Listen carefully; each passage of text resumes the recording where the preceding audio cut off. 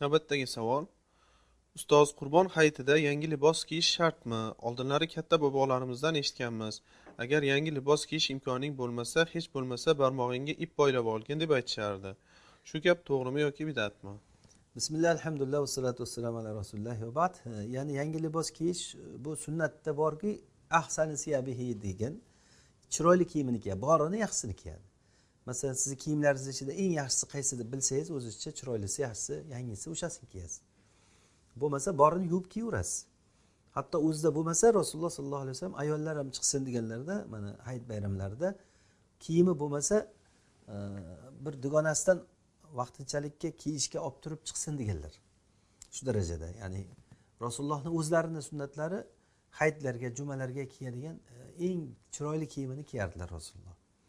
Bir alohida kiyim bo'lardi Rasululloh. Vaqtlarda, ya'ni kiygan delegatsiyalar oldiga kiyib chiqadigan, hayitlarga kiyadigan kiyimlari bor edi, o'shani kiyardilar Rasululloh. Shunday, ya'ni buni sunnati shu. Borini kiyadi, yaxshisini kiyadi degani. Albatta yangi sotib olib kiysin degan joyi yo'q, ya'ni bu takalluf bo'ladi, bu narsa yo'q narsani gapirish bo'ladi. Kiyim bo'lmasa albatta yangi kiyim kiyish kerak degan narsa. Bu ayollar haligi to'yga yangi kiyish kerak yoki yig'ilishga yangi kiyish kerak. Ko'ylak esa buni oldin ham kiyuvdim, ayollar ko'rgan buni deydi-ku.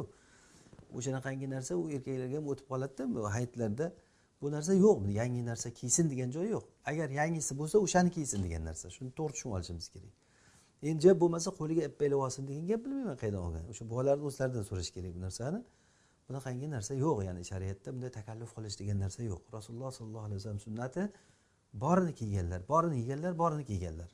Va hayitlarda, jumalarda eng yaxshisi bo'lsa o'shasini kiyganlar. Allohu a'lam.